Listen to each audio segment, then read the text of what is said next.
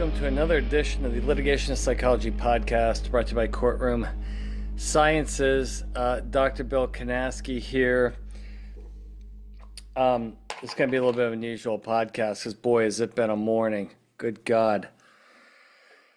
So by the time this gets posted, so this will get posted in mid-December. So today's, as I'm recording this, is Black Friday.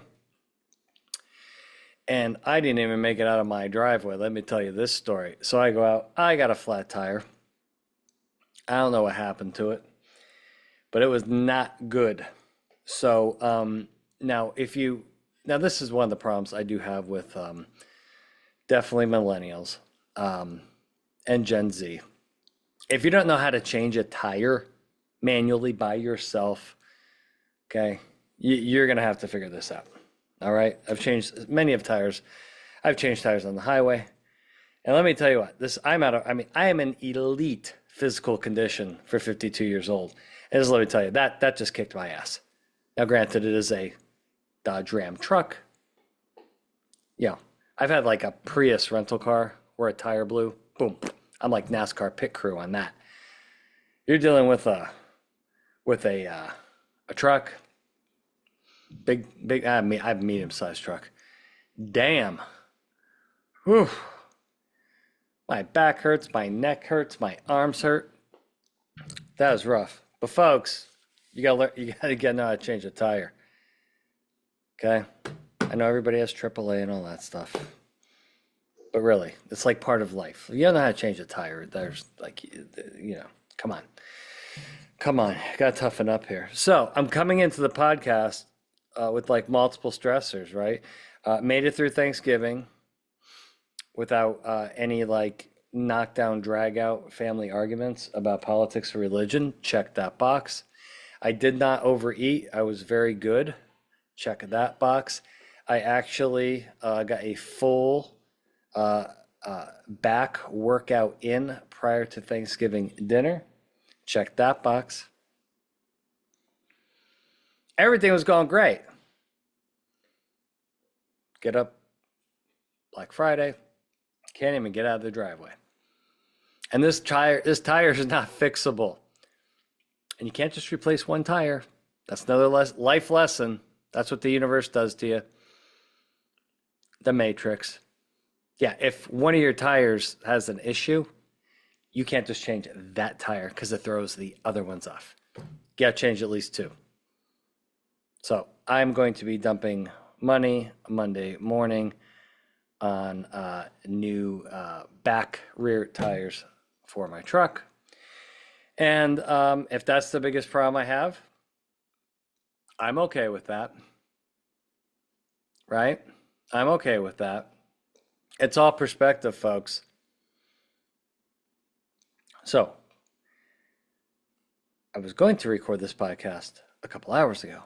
But no, I've been in the driveway working. But now I'm here. So let's crank this out. Holiday season. I think we're in the middle of holiday season here. December. It was 43 degrees this morning in Florida. Everybody's going nuts in the house. Turn on the heat. Put on the Weather Channel. And boy, up in the Midwest, they're getting clobbered. And then Northeast, Buffalo, Syracuse, already getting clobbered. I think it just snows year-round there. But Chicago, Milwaukee, Madison, Minneapolis. Oh, it's supposed to be 8 to 12 inches of snow coming. That's going to be fun for the Thanksgiving traffic on the way home. That's going to be really fun. So I'll take the 43 degrees and sunny here in Florida. Okay, let's crank out a quick podcast today. As we're wrapping up for the end of the year, almost to episode 300. Trying to figure out what I want to do for that. But let's talk about the power of the word no. Now, we've talked about this. In deposition, and cross-examination, I think it's the best answer. No. or, which is a little bit better of an answer, same thing, a little bit more formal. I disagree. These are the two answers that your defense witnesses need to learn how to use and use often to shoot down faulty and misleading questions, particularly blame questions, right? Now, the mistake, which we have talked about 1,000 times on this podcast and in several papers I've written, is to say, no, comma, because blah, blah, blah, blah, blah, blah, blah, blah, blah. And all the defensive, argumentative crap that comes out of your witness. Now, see, here's the problem, defense counsel, and I've heard many of you say, I want the witness to put up a fight here. Dumb. There's no, number one, there's no jury. Okay. There's no jury.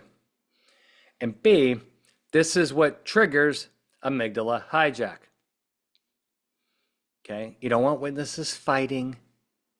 Remember that? We've talked about this, fight or flight, right? We don't want witnesses fighting.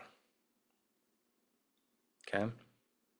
Now remember, you could also do flight from the no comma, because then it's, so the fight is no comma because blah, blah, blah, blah, blah, and they start going bananas, right? And now it's a pissing match. It's an argument. A lot of defensiveness. This triggers a neurochemical reaction in the brain, and then your witness is going to be defensive the rest of the deposition, and you don't want a defensive witness. You want a cool, calm, poised, surgical witness. No. I disagree, is how it should come out. The key part being period, period. Hate commas. If I could eliminate the comma from litigation, I would. Everything that comes after a comma, nothing but trouble. Okay? So that's with the fight. Now with the flight, people do the same thing, but it's the opposite side of the same coin. Same neurochemical reaction, but then they evade and they run. And they go, no comma because, right? So one is, the fight is blah, blah, blah, blah, blah, blah. And then the flight is the blah, blah, blah, blah, blah, blah, right? They're both terrible. And everything that's coming out of the witness's mouth at this point is by definition fight or flight, coming from the amygdala and hippocampus in panic mode. Meaning these are not going to be quality answers, they're going to be emotional answers. They're not going to stick to the strategic game plan that you taught them. No, they're going off the rails. And this is the gift that keeps on giving, because that neurochemical response lasts for hours. And then anytime something comes up, they're going to run or they're going to fight. Okay? Now, defense counsel, I keep explaining this to you. For those of you, I want them to put up a stand. Why? Okay? Plaintiff attorney asks a question, blames your witness for everything, and your witness very calmly, confidently, surgically says, no, I disagree. Great posture, great facial expression, great tone. Okay? Nowhere to go with that. Okay? That is a slam dunk. Now here's what we're doing. We're playing chess, not checkers. We want the next question to be, why do you disagree? And now we're going from a closed-ended leading question to an open-ended question. Now your witness can give the same exact answer that they were going to use after the comma, and they won't be in fight or flight. And they will nail it every time. That's what we're talking about here. So, defense counsel, stop telling me I'm wrong, because I'm not. Because I have tested this in front of mock jurors over and over and over. I have interviewed real jurors after trial. They cannot stand the yeah, but, no, because, no, because, no, because. Number one. Number two, because it hurts the credibility. Because they're all over the place. Okay. Number two, it's exactly what the plaintiff attorney wants. I was at a seminar giving a speech, and a plaintiff attorney, who shall go unnamed, good guy, I talked to him backstage on this. And I go, when witnesses say, yeah, but, or particularly, no, because, no, I go, how does that sit with you as a plaintiff attorney? He goes, he didn't say I, he said we. He goes, we love it. Oh, we love it. A witness that's going to say, yeah, but, or no, because, and then try to out-argue us? Oh, yeah, bring it on. I go, what if they say, yes, period, or no, period, or I disagree, period? Then what? And he goes, that makes things more difficult. Because now I gotta follow up. And there's one of two ways that they could follow up. They could keep going on with the leading questions, but they eventually get to that, okay, why? How come? Why not? And that's what you want. Okay? So shoot it down up front. No, I disagree. Period. And then wait. This is called playing chess. Then, when the why not, how it comes, right? That neurochemical reaction never happens. And when they answer the follow-up question, they're still going to be in prefrontal cortex, logical mode. They're going to nail it just like you did in your witness prep. That's why we do it that way. And it absolutely works. Okay? Second reason, there's two reasons why we do this, right? Number one is we don't want fight or flight. We don't want witnesses getting defensive, argumentative, or evasive. It throws them off. It's like you don't want the guy in the free throw line upset. Why do you think there's so much trash talking in sports? Before field goals, before free throws? Why? Because they want to get in the athlete's head, because if they can get the athlete emotional, it affects their performance. It's the same thing. This is performance psychology 101. Okay? You don't want the witness getting emotional.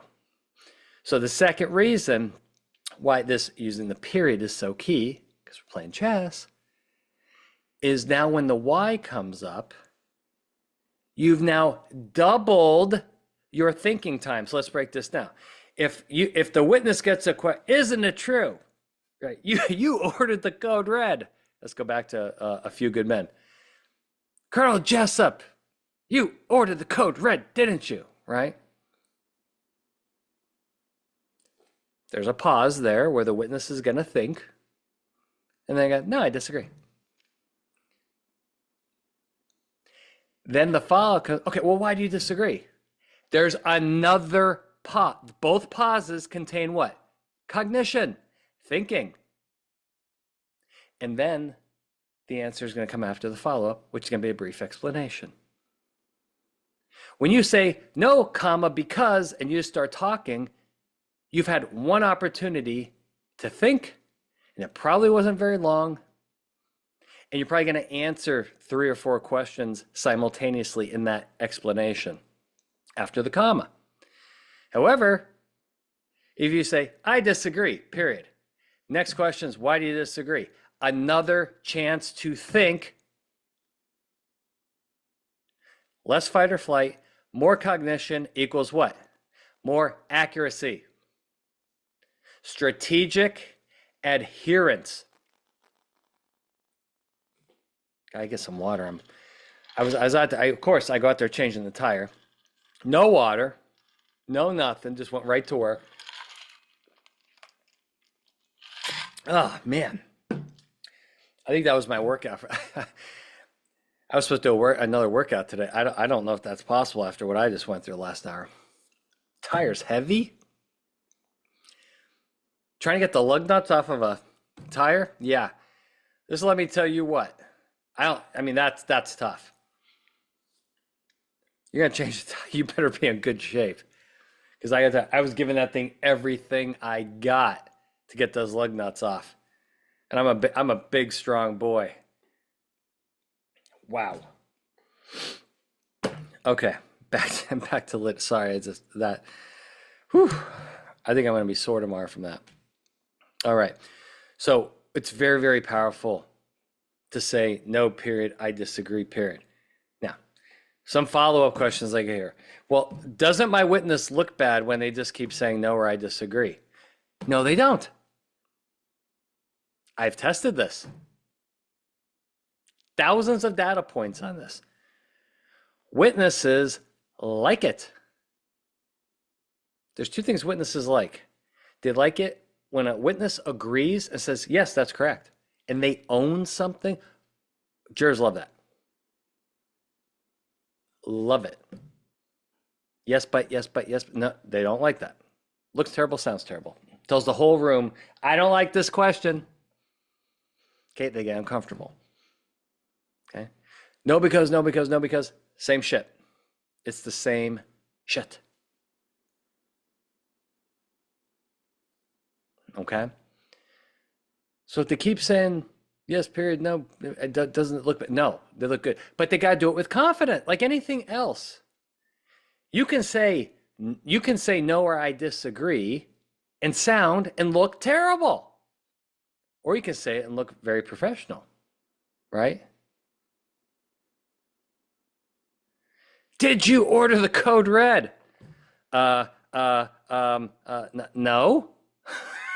That sounds terrible. No, I disagree. No, that did not happen. No, that's not true. Totally different, right? It's not just the words, folks. It's the vibration, it's the energy, it's the tone, it's the alignment. A witness can disagree in a very confident and professional way. And we call that this technique that I came up, I call this reject and elevate. Write that down, folks. Reject and elevate. I spent a lot of time with witnesses, do every witness training session. We're spending a lot of time on this. Meaning you have to reject the questioner's statement, but elevate your vibration, your frequency, and your tone. I disagree. See that?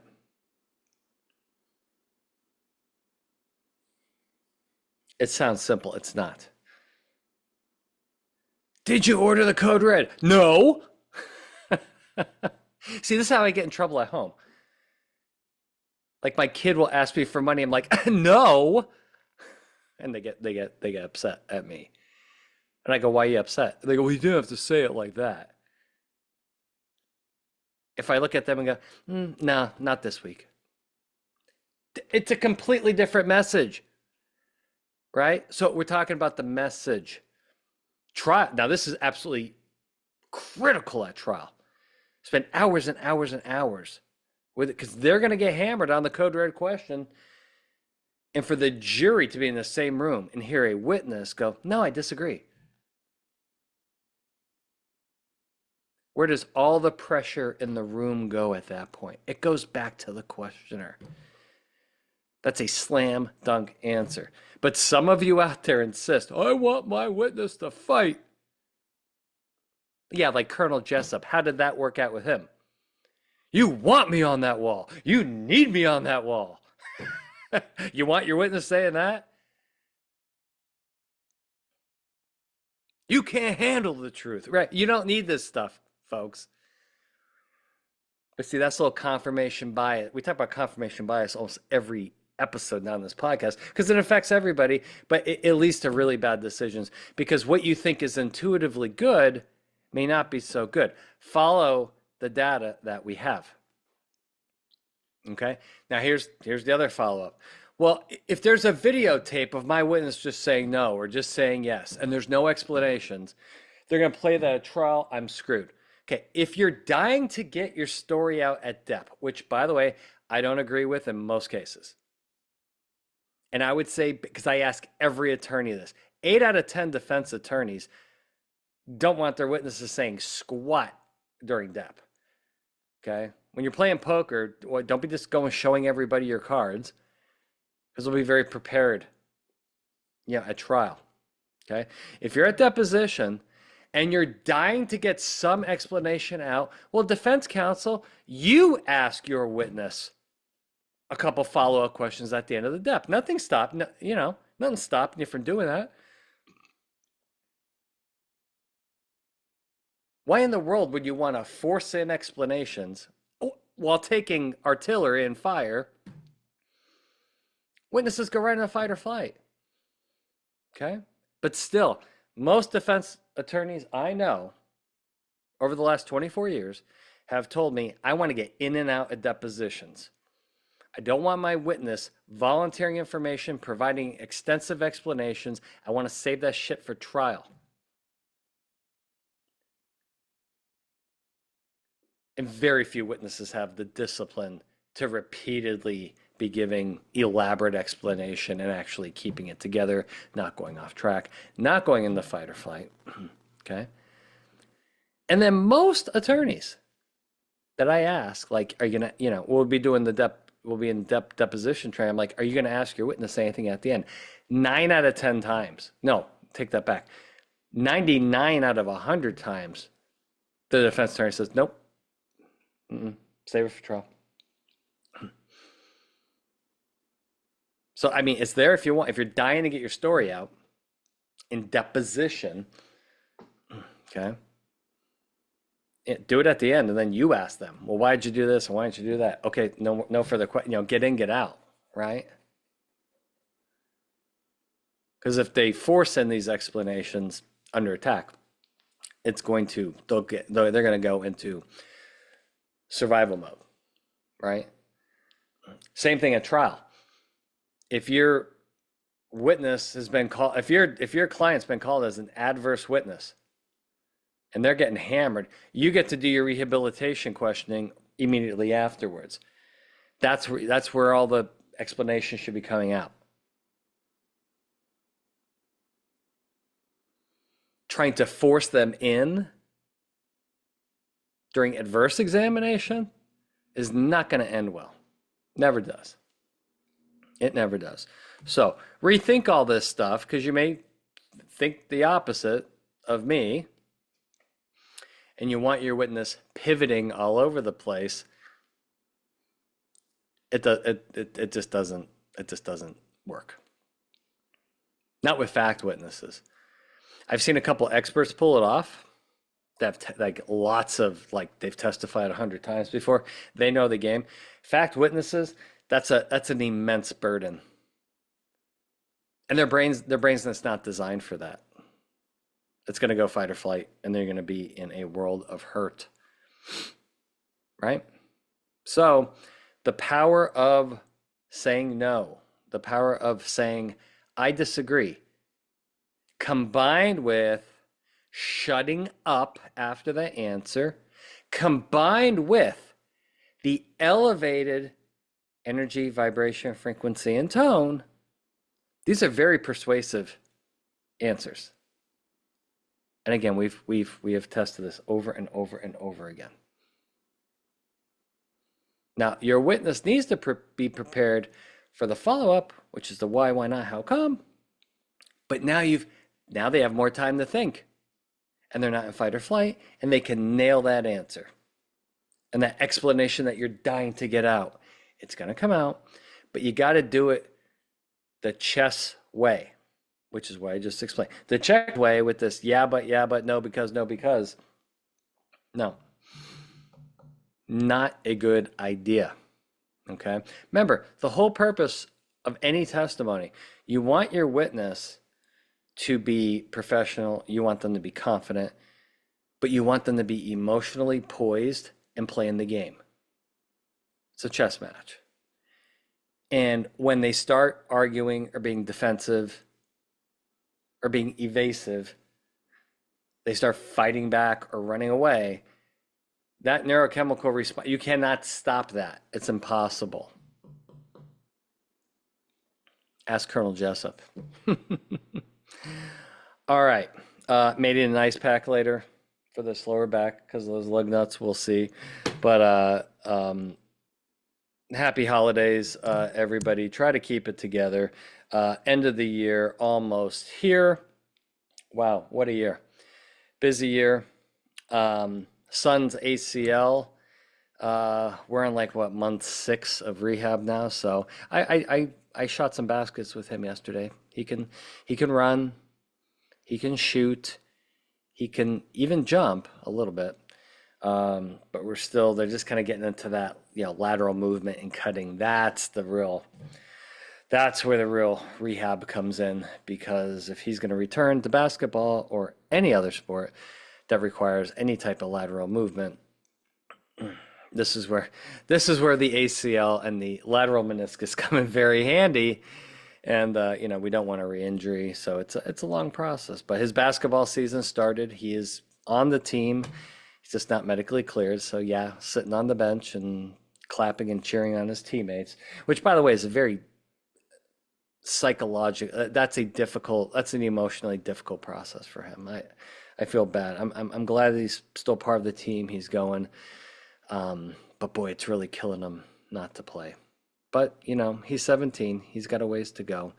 That's part of life. You're gonna have setbacks, ladies and gentlemen, and it's how you bounce back from those setbacks, which is what's gonna make the difference, right? Think about this industry. You're gonna lose trials.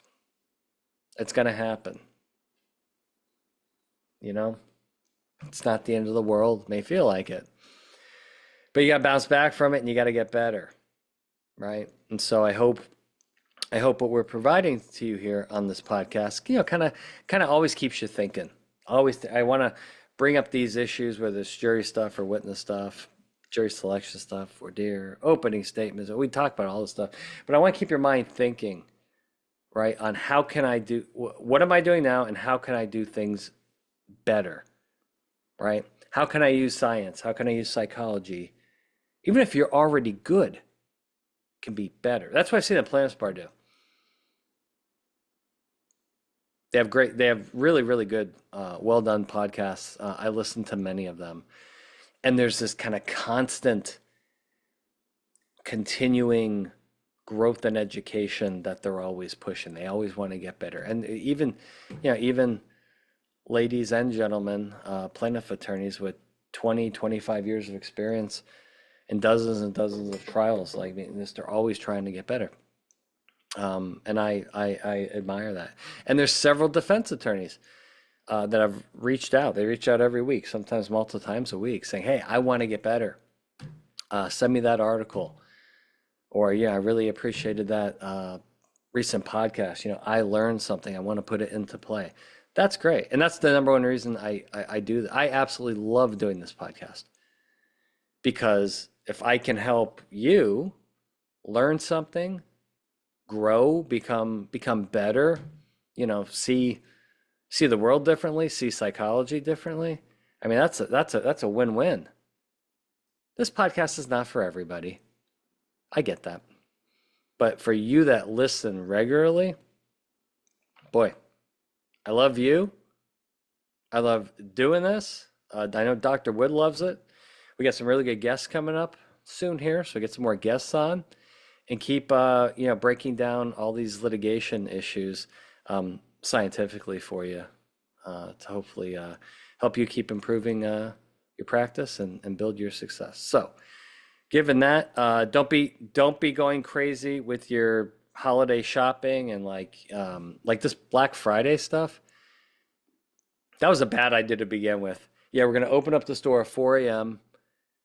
You get this crowd of angry people, all they're like boxing each other out to get, and then they open the door, and then everybody runs in, and they're fighting over things and throwing haymakers, and it's just a really, really bad. It's like the running of the bulls in Spain. It's just not necessary.